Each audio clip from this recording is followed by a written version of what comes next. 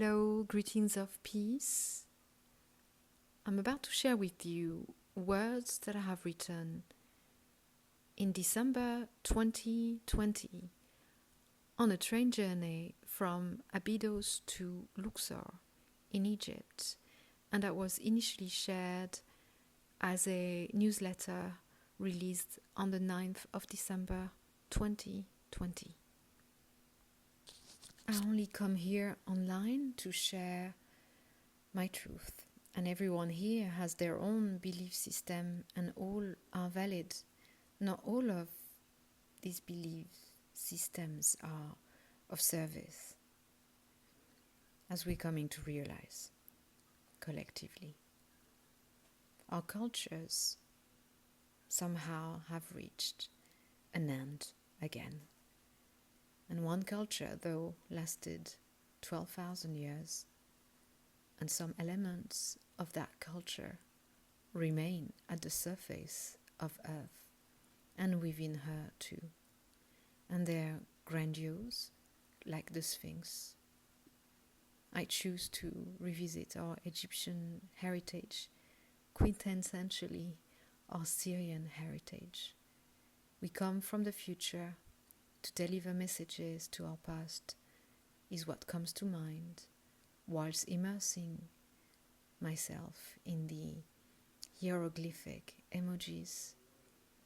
The remains and the relics of the Egyptian pharaonic culture inspire me greatly. They carry me to the space between my thoughts, for example, the space where resonance has occurred with the site of a pyramid, the reading of words such as Abydos, Sekhmet, Nile, Osiris, Isis, Horus, and so on. And here I found myself in Egypt, on a not-so-cosmic train journey, I must say, from the dryness of Abydos to the lushness of Luxor, where I'm writing those lines. A moment of downloads, as we say in our digital age. The Pharaoh's water set the scale for Egypt to thrive through millennia. They were dehydrated profoundly through the mummification process in order to release the purity of their waters. A dehydrated mummy becomes a key then to access energy at source, available then to those who come in the proximity of the mummy. And therefore, a mummy is both a relic but also a menhir. And through water, the Egyptians inseminated the land of the goddess. To illustrate my words, I have to use a bit more technique now and describe the process. So the pharaoh is dehydrated in the pyramid, and the water enters the walls of the pyramid. The essence of the pharaoh has entered the walls of the pyramid, and after the mummification process, the king chamber fills up with water. The water becomes charged with the energy of the pharaonic waters through a complicated water pressure system. Now, I'm reading this synchronistically. Some information is being released about what's underneath the pyramid. But this is happening independently of my own process and my own sharing. And I have no clue whether it's related to what I received as a download. I just wanted to add that to my 2020 years, now that it is 2025, as I decided to put my words into a voice format. So through a complicated water pressure system, which you can read about here is a link that it's been removed. So now, 5 years on, the link is not there anymore. But let me try to explain to you. So the water becomes informed, or we can say encoded. Informed water actions the energetic quantum body of the human. So those of you who trust me with their healthcare from a distance know that this is how we create a homeopathic remedy. You've made your own remedies through your intention, your glass of water, placing names of remedies I had prescribed for you, and perhaps you have added your favorite stone or crystal nearby, or even in the water, when it's not dangerous to do that. Perhaps you have placed the glass of water or the bottle also on a sacred geometric pattern, like a flower of life. And then you created at least some movements in the water by stirring it vigorously, or in a water bottle that you then shook strongly. And so that was 2020 words, but now it's 2025. In the meantime, I spent 45 days perhaps in the pyramids, and on a particular day of the 22nd of September 2022, I received this clear idea to release a tool that will encapsulate the wisdom received at the time, and that's what you can find as the product that I've published this year, called the Hydroracle, actually last year, 2024, just before Christmas 2024. So the Hydroracle has been building within me for years before it was published. And so it brings a smile to write these words, that the Great Pyramid of Giza is a homeopathic remedy maker that we could call the Pharaoh 10M. Such is water. It is a great exchange and communication tool, and this element enjoys activation, and you, my friend, your water. Thank you, Bruce Lee. The pi number has an influence on the proportions of the pyramids, and it's interesting. Pyramid, pi number. So you've heard maybe of pi water, and nowadays we are gaining consciousness. We're retrieving information from our future selves about how beneficial it is to harmonize and structure water before it enters our physical vessel. So through the pi number, the molecules of water come into a circle, and within this circle there's an empty space for communication to travel freely. And this was written in 2020 and December, and we were confined. Travel was tricky. So travel freely was not something that I was taking for granted. I was residing in Egypt, and I had all my belongings in Spain, Ibiza, and my children were in another country. So I think in those years of confinement, I took about 25 flights altogether, because of the complexity of my life at the time. So to be exposed to the energy of the pyramids, where that space is finally created within me, believe me or not, but it gave me tremendous force to face the dictatorship in traveling that we were facing for a pandemic. So in our brains we have water, we have chambers, we have geometric patterns, and water pressure gives information to water. And in my field, as I witness for quite some time, for quite some years, with a few thousand people, is that informed water has a direct action on the energetic quantum body.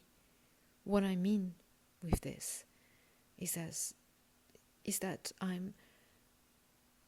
in this lifetime, I have witnessed so many times informed water, simply water, changing the physical reality, as I said, of thousands of people. And what I mean by that is people were suffering for years, sometimes decades, physical symptoms as painful as lupus, eczema, Parkinson's, endometriosis, etc., etc., etc. So the pressure creates a directional memory that stays and carries information, and it is the same process for the creation of a homeopathic remedy. As I just explained, we must create a succussion, some sort of shock, some sort of waves, a direction. And in the homeopathic prescription, the prescription itself, the name of the remedy, is giving the direction of the cure. When I'm giving belladonna 10 to a burning fever in a child, I'm informing the life force where to go. It's information.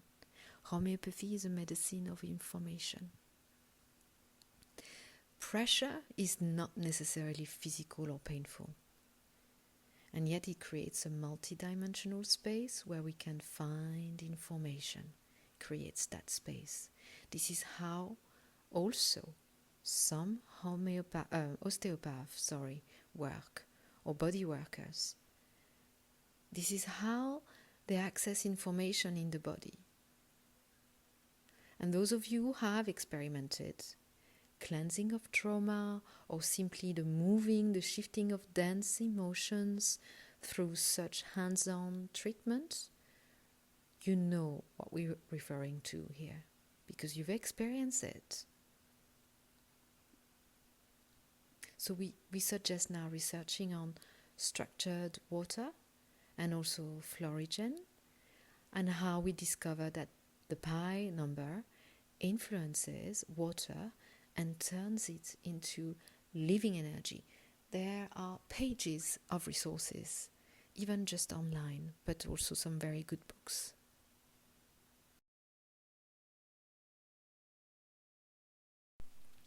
Pressure also creates diamonds.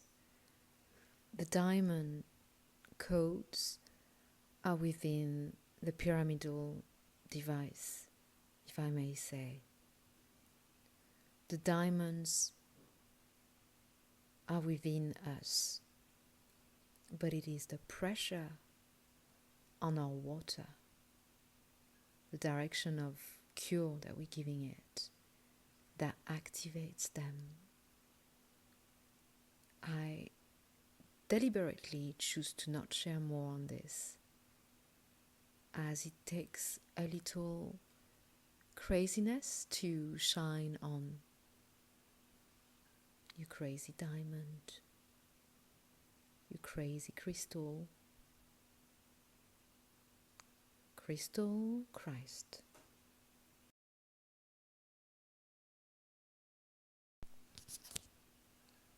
My understanding is that the water of the pyramids, like a homeopathic remedy, is carried throughout the land, through the river called Nile, through the temples and the wells. It was diffused and it encoded the waters of this land. Can I just say here that there were people who carried that role? You could say water priests and priestesses whose sole function was to make sure the water of the pyramids was carried along the Nile. And we talk of stones being carried from Aswan to the pyramid. But I'm telling you of water being carried down. So So the people of this land did not travel to the pyramids to receive the codes from a pyramidal tomb and proximity of the mummies. They drank the waters and irrigated the land. This information is my truth only. It is something I received through contemplation of the walls within a chapel in the temple of Abydos, where I have lived experiences that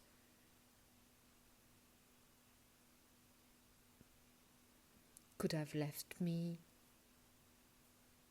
in the crazy diamond category if I was not a grounded woman. And I must say here that there's warnings that must come with the initiations in Egypt because of, I would say, how easily it is to get derooted and lost in low astral contemplation.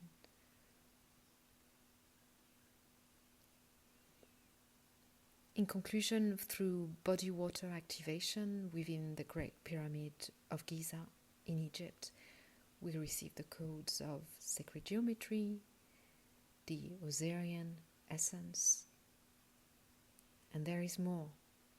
There is so much more. There is also a direct rapport between Al-Sira, Sirius, the Orion constellation, and the pyramids. I cannot share now on this, it would take too long. But again, you can research, and again, for decades and centuries, many books have been written. That is for those who need the filtering of Egyptian wisdom through their mind. They read book. That's not me. Everything that I shared here was direct experience. Nothing came out of a book. The Egyptian heritage is indeed quantum. And for me, it only requires, if not an understanding, a curiosity for energy. Thank you so much for listening.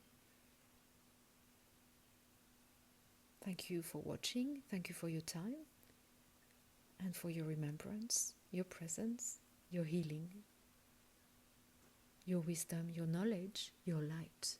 Thank you.